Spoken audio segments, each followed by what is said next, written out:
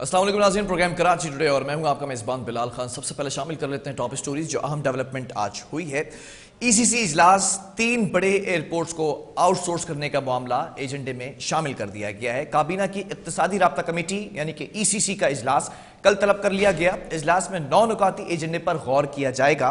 इस्लामाबाद, कराची और Lahore airport outsource करने का मामला एजेंडे में शामिल है। साथ साथ आपको यह भी बताएंगे कि हुकूमत ने के इलेक्ट्रिक सार्फिन के लिए बिजली 6 रुपये फी यूनिट महंगी करने की दरख्वास्त दे दी है कि इलेक्ट्रिक के सार्फिन के टैरिफ में गुज़िश्ता 2 सहमाही एडजस्टमेंट के तहत 6.2 रुपये फी यूनिट तक का इजाफा किया जाए। नेपरा ने कहा है कि सार्फिन से इसकी वसूली 3 माह यानी कि अप्रैल से जून में की जाएगी ताकि मुल्क भर में यकसा टैरिफ बरकरार रखा जा सके। यह भी कहा कि हुकूमत पहले ही साबिक वापडा के सार्फिन के लिए टैरिफ में मसावी इजाफे का नोटिफिकेशन जारी कर चुकी है। आपको यह भी बताएंगे कि गैस फील्ड में फनी खराबी, आधे से ज्यादा कराची गैस से महरूम है।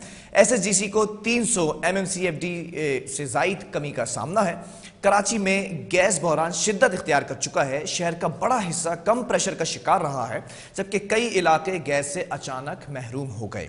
ये भी आपको बताएंगे आज के प्रोग्राम के अंदर कि 90 साला कदीम सरकारी स्कूल निजी पार्टी के दबाव पर बंद करवाने की कोशिश हो रही है। कदीम सरकारी स्कूल जौफल हर्सिट निजी पार्टी के दबाव पर खाली कराया जा रहा है, जबकि स्कूल असातिज़ा का कहना है कि 5000 गज पर वाक़ इस सरकारी स्कूल को निजी पार्टी के दबाव पर मुकम्मल बंद कर दिया जाएगा। सोल्जर बाजार में यह वाहिद सरकारी स्कूल है। स्कूल असातिज़ा ने भी इसका इंदिया दिया है। साथ साथ ये भी कहा असातिज़ा ने कि इसमें से 700 से ज़ायद तलबा और तालिबात ज़ेर तालीम है। स्कूल बंद होने से उनका मुस्तक़बिल ख़त्म हो जाएगा।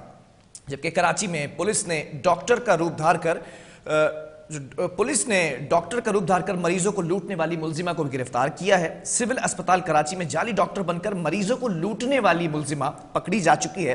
मुलजिमा सिविल अस्पताल के मुख्तलिफ वार्ड्स में मौजूद मरीजों को अपना निशाना बनाया करती थी। एसएसपी सिटी आरिफ अजीज ने वजाहत की है कि जाली डॉक्टर मरीजों को बेहोशी की दवाई पिलाकर मोबाइल फोन्स और जेवरात वगैरह चोरी किया करती थी।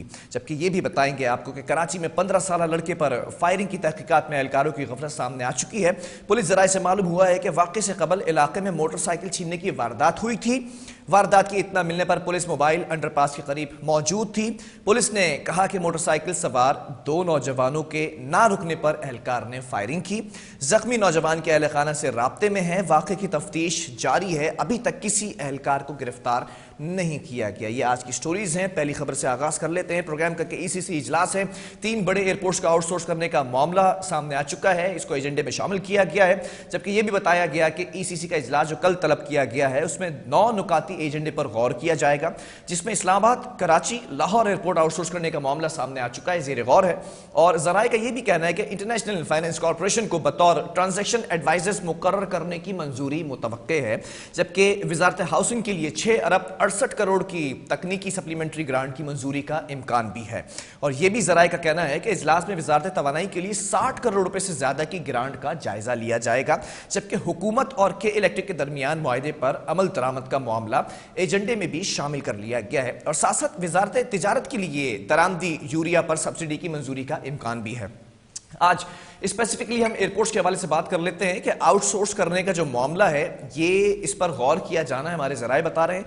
इसी पर बात करेंगे कि 3 एयरपोर्ट्स इस वक्त आ रहे हैं सामने। इस्लामाबाद एयरपोर्ट है, कराची एयरपोर्ट है और लाहौर एयरपोर्ट है, जिनको आउटसोर्स करने पर गौर किया जा रहा है। इस वक्त हमारे साथ साबिक deputy DG civil aviation Abid Rao साहब ऑन कॉल मौजूद है। आबिद साहब, बहुत शुक्रिया प्रोग्राम के लिए आपने वक्त दिया। सबसे पहले मैं ये जानना चाहूंगा, ये जो मामला सामने आ रहा है कि कल के इजलास के अंदर इस पर गौर किया जा सकता है, 9 नुकाती एजेंडा, जिसमें से एक एजेंडा ये भी है कि 3 एयरपोर्ट्स उनको आउटसोर्स करने पर गौर करेंगे, क्या कहेंगे आप? अच्छा देखिए, ये मसला ये तो जो आपकी एयरपोर्ट के बहुत सारे बिजनेसेस हैं उनको ये आउटसोर्स कर दें, लेकिन ये पॉलिटिकल एक्सपीडियंसी की वजह से ये नहीं हो सका। इसकी वजह बेसिकली ये रही है कि परवेज मुशर्रफ के फौरन बाद जब पीपल्स पार्टी आई तो इन्होंने सिविल एविएशन को न सिर्फ प्राइवेटाइज होने से बचाया बल्कि इस पे और बड़े बड़े गलत फैसले करके इस मुनाफा बख्श इदारे को नुकसान में बदलने की वो नतीजा निकला था। तो ये सियासतों का शिकार नहीं है और दुनिया में ये कोई नई चीज नहीं है। इंग्लैंड में एयरपोर्ट प्राइवेटाइज हैं, इंडिया की दिल्ली एयरपोर्ट प्राइवेटाइज है, और बहुत सारी हैं उनकी जो प्राइवेटाइज हैं। हम ये इस चीज से घबराते इसलिए हैं कि ये गवर्नमेंट की जो नौकरियां होती हैं जी, वो बड़ी सिक्योर होती हैं। एक दफा आप नौकरी आपको मिल गई तो पेंशन आपकी गारंटीड है, आपके मेडिकल अलाउंसेस, ट्रैवलिंग अलाउंसेस और सारे जो बेनिफिट्स हैं वो मिलते हैं। तो हमारा एक आम आदमी जो है ना, जो उस इदारे का मुलाजिम है, वो घबराता है इससे। देखिए, जब सेकेंड वर्ल्ड वॉर खत्म हुई थी ना, तो उस वक्त आम आदमी के पास पैसे नहीं थे, तो ये सारे इदारे गवर्नमेंट्स ने स्टार्ट किए थे। ठीक है। फिर 80s के बाद ये रिवर्स होना शुरू हुआ कि जब आवाम के पास पैसा आया तो गवर्नमेंट ने कहा हमारा काम बिजनेस चलाना नहीं है। आप अपनी एयरलाइन को देख लें, ये जब KESC प्राइवेटाइज नहीं हुआ था तो गवर्नमेंट को इसको चलाने को 16 अरब रुपए साल के देने पड़ते थे, जो नुकसान था प्योर। स्टील भी नुकसान में चला गया। ये पाकिस्तान की मैनेजमेंट की पॉलिटिकल इंटरफेरेंस की वजह से ऐसी खराब रही है कि ये रेलवे भी आपका नुकसान में जा रहा है, बिकॉज आपकी प्रायोरिटीज जो है ना वो किसी और तबके को, कि रोड माफिया है, तो फायदा देना है। तो उस वजह से ये मामले पॉलिटिक्स के ऊपर होकर सोचने हैं। अगर आप रेलवे को प्राइवेटाइज कर दें, हमने एक एक्सपीरियंस किया था 90s में, लाहौर फैसलाबाद की कुछ इंस्पेक्टर जिन्होंने कुछ ट्रेनें प्राइवेटाइज की थी, तो उन्होंने बड़ा फायदा कमाया। लेकिन हमारा एक जो आम पाकिस्तानी का एटीट्यूड ये है कि जी वो जो नया आदमी आएगा वो पता नहीं मुझे रखेगा, पता नहीं मेरी एफिशिएंसी उतनी उसको एक्सेप्टेबल होगी नहीं होगी।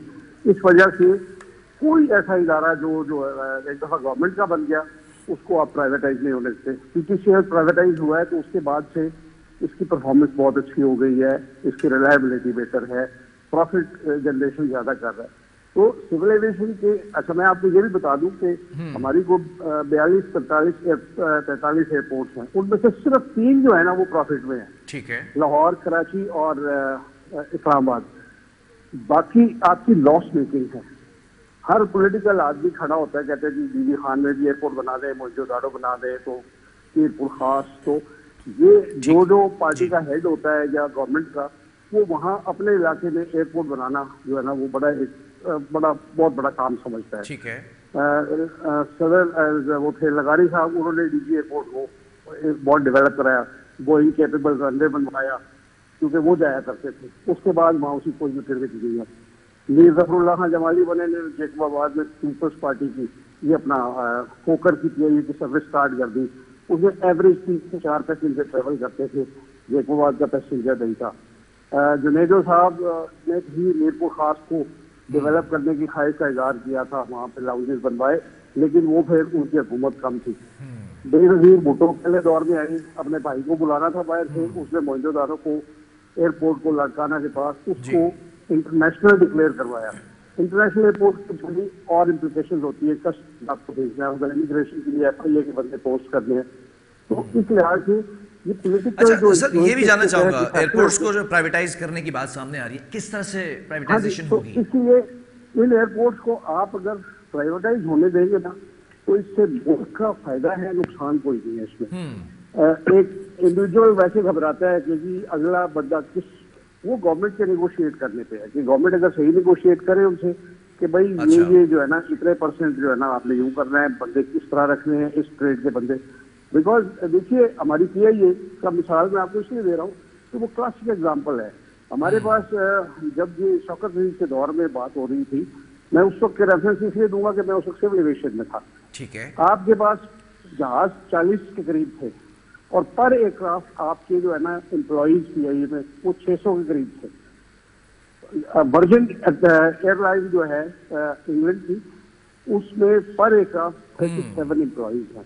वही आदमी आपको चेकिंग कराता है, वो फिर आइंदा जहाज वही आगे जब बोर्डिंग खत्म हो जाती है वो बोर्डिंग बुक करवाता है, जब चेक इन खत्म हो जाता है वो उस आदमी से इस्तेमाल करते हैं। आप ये मिडिल ईस्टर्न एयरलाइंस का देख रहे हैं, यहाँ स्टाफ कराची में देखा है, वो आपको चेक इन कर रहे हैं और वही आपको बोर्डिंग करवाएंगे बाद में।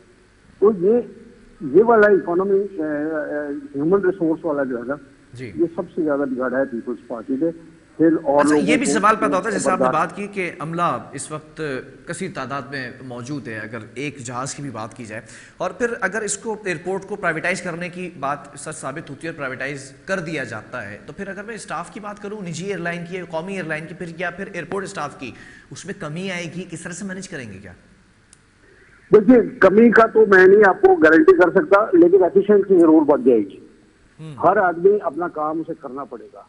अब आप मैं रेल ये इदारे आपके जो गवर्नमेंट के हैं, रेलवे का है, आपके घोष मुलाजिम एक दौर में 50,000 करीब थे जो कागजों पे थे, जिनकी तनख्वाहें वसूल होती थी, वो बंदे करते थे। सबसे बड़ा आपका वो ट्रांसपोर्ट का इदारा था। तो वो अगर प्राइवेटाइज हो जाएगा तो फिर ऐसे जो ये मुलाजमीन है ना, जिन्हें आप घोष मुलाजमीन कहते हैं, जी, वो नहीं होंगे। फिर तनख्वाहें कम होगी, बिकॉज जिस आदमी ने इन्वेस्ट किया हुआ है वो तो एक एक रुपए की कीमत काम की सूरत में वसूल करेगा। अच्छा, तो आप ये समझते हैं, ये भी मैं जानना चाहूँगा, आप साबिक डेप्यूटी DGCI सिविल एविएशन रहे हैं, सवाल ये पैदा होता है कि अगर प्राइवेटाइज करने से फ़ायदा होता है, और आपसे भी मैं जानना चाहूँगा क्या फ़ायदा होगा, तो अब तक किया क्यों नहीं गया, वजह क्या है?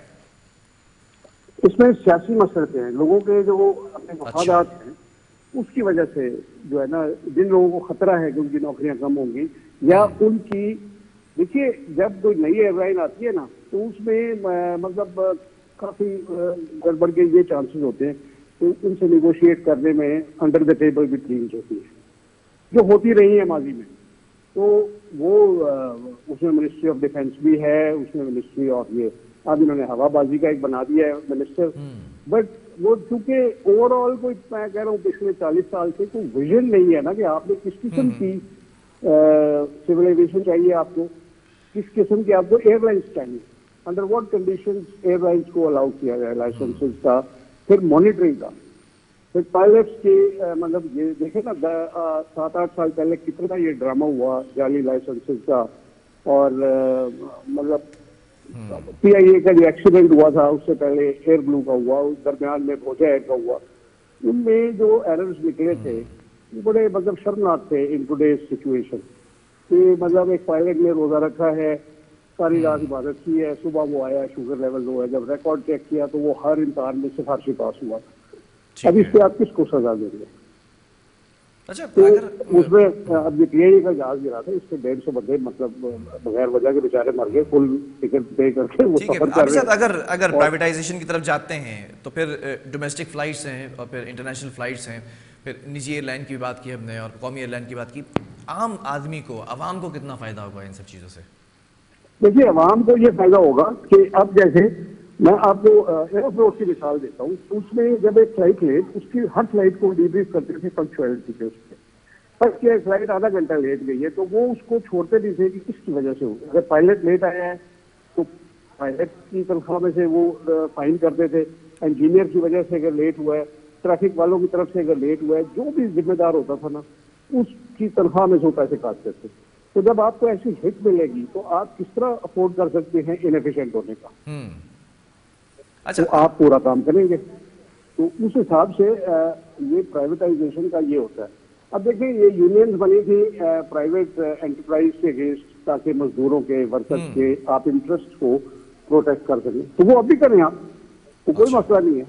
आपके पास स्ट्राइक का हक होता है, इंग्लैंड में ट्रेनों की स्ट्राइक बड़ी कॉमन है, फ्रांस रहा हूँ वहाँ बहुत फ्रीक्वेंट थी, जरा बात थे वो मैनेजमेंट से नाराज होते थे, ट्रेन की स्ट्राइक करते थे, फिर कंप्रोमाइज होता था।